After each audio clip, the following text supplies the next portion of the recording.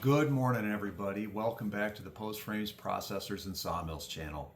I had a comment on one of my videos a few weeks back, and I wanna answer that comment. It was an interesting comment. I did have a video on this, probably a couple of them in the past, and there's a lot to this comment as far as the answer is, but I'm going to try to be quick, short, and sweet. So the comment reads, how much more would it cost to build a barndominium with radiant floor heat versus forced air on a percentage base? I can't be having those ice cold floors. Thanks, Nick. So Nick, this one is for you. This is kind of a vague question. It's not really vague, but I'm going to tell you what the difference would be for our homes and what we do. There's one thing by default we do anyway in a Michigan pole barn home, opposed to what everybody else does with their barndominiums. We insulate our entire floor regardless if there's heated floors or not, so that if somebody can't afford, or it isn't in their budgetary projection to have a heated floor with taking care of the fresh air of the home and all the other systems that go with a heated floor properly, then when they get the forced air system, they're still going to have a room temperature floor.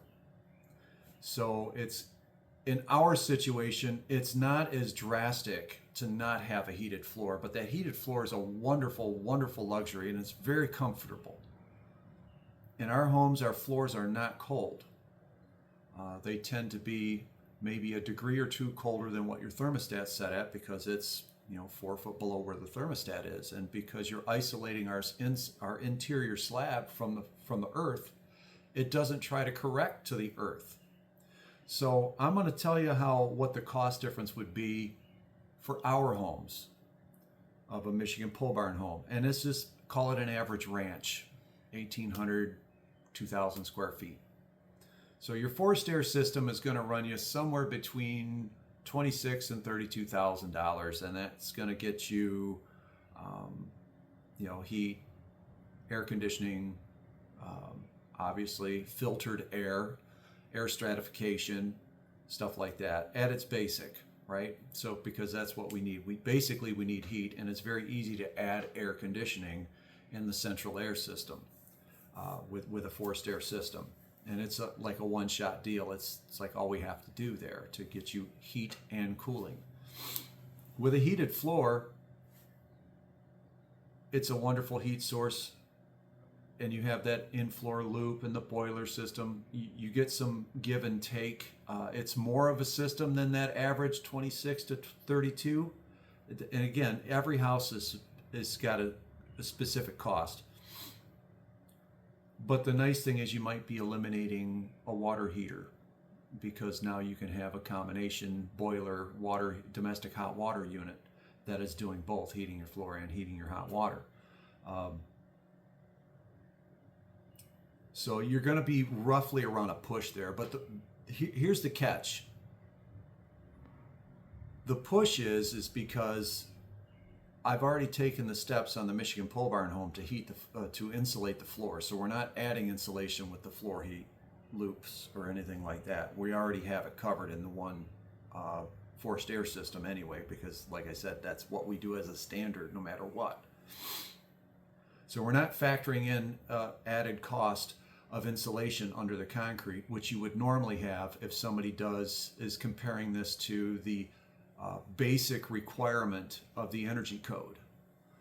So that could be another $2,000-$3,000 in foam and everything else like that. So moving on, we also have to worry about indoor air quality, because as these homes are getting checked for blower door testing and everything else like that, requirements for sealing the home is becoming more strict. So the homes are becoming tighter by nature. So we have to worry about indoor air quality, because again, with the heated floor, you're getting that comfortable warm floor, and that convection heat is really nice. but you're not getting any air stratification. You're not getting any air cleansing, so it's not going through a filter system. You don't have the ability to bring in fresh air with that. So now we gotta think about this. I mean, with a heated floor, I'm not sure that just running your bath fans wired to on all the time might work for the square footage you might have, and you might have to add an ERV or something of, you know, another form of bringing fresh air into the home, and that could get costly.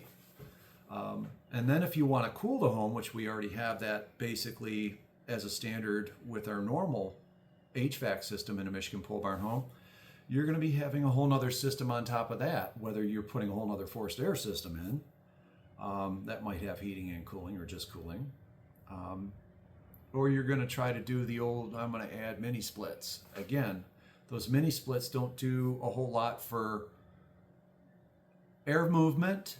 They don't do a whole lot for air cleansing or any filtering, and they're not going to be bringing any fresh air. And so that's why you would have to go with also another ERV with doing mini splits. And in my opinion, I said this to a lot of people, that mini splits, I think, have a place in the market, just not a very big space in the new construction, because to me, mini split screams, I made a mistake in design. Mini splits are great for retrofitting or working on old buildings where it's cost prohibitive to do things the way it should be done because you have so much collateral damage, so they add the mini splits. So I'm really not trashing mini splits as much as I try to stay away from that in new construction, because we can plan all this and eliminate the mini split stuff. So I'm thinking by the time you do your heated floor and you're still at the same rate, maybe a touch more, but you're saving a little bit on domestic hot water. So let's call that a wash between heated floor system and your forced air system.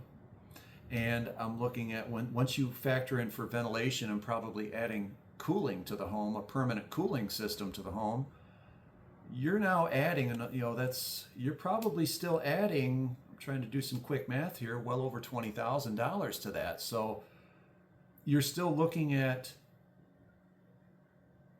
you're probably knocking on the door of $50,000 opposed to 26 to 32 on average in that range of home, depending on the ductwork, of a cost difference. So that's almost probably not quite double the cost of an HVAC system to go with a heated floor system properly. Okay, and that's the key word, properly. When you're going with a heated floor system, when we're dealing with the air quality of the home, that's something I do not advise you to skimp on. Do it properly. Make sure you pay attention to the professionals and the design aspect of it. Just running a PEX loop in the floor and running a boiler system to it isn't really the way to do your home. And I love heated floors. They have a time and a place or a budget. If your budget allows for it, you're going to absolutely love having a heated floor. You're going to love it. But it is not necessary in our basic design because our floors are not cold. So that is the biggest fear for people. The floors, exposed concrete floors are going to be ice cold. We've isolated the concrete in the interior of our homes from the ground temperature. So that floor is not going to be equalizing between indoor air temperature and ground temperature. That insulation buffer stops that from happening or extremely slows it down, so it can acclimate to the indoor air temperature. So if you have your thermostat set at 69-ish, 70, your floor is probably going to be about 2 degrees colder than that. So it's not going to be like walking in a basement of a normal home or a garage. It's going to oddly feel warm-ish, like room temperature. So it's not going to be uncomfortable. So I hope that answers your question, Nick. And there are some better videos I have explaining what we do with our floor systems. It's the Anatomy of a Michigan Pole Barn Homes series. That's somewhere back in our library there. And I have done one where I talked about people taking advice from people on these online groups about how you have to heat your floor if you're building a barndominium. It's not. There's a way to approach it. You got to look at your budget, what you need to get into your home. If it's about budget, it's probably. If it's all about price, it's probably not the best avenue for you to take. And yes, if you can afford to put a loop in the floor, it's not a bad idea to do it, because you only get one shot at doing that. So there's a lot of things to balance in there. But hopefully that answers your question, Nick. I think you're probably looking at the difference of infrastructure probably being somewhere around 45 to 55% more on that line item of HVAC in your build. It's going to be more expensive. Thank you. Thanks for tuning in. Hopefully you made it this long. Please subscribe, and till the next one, happy Saturday. Thanks.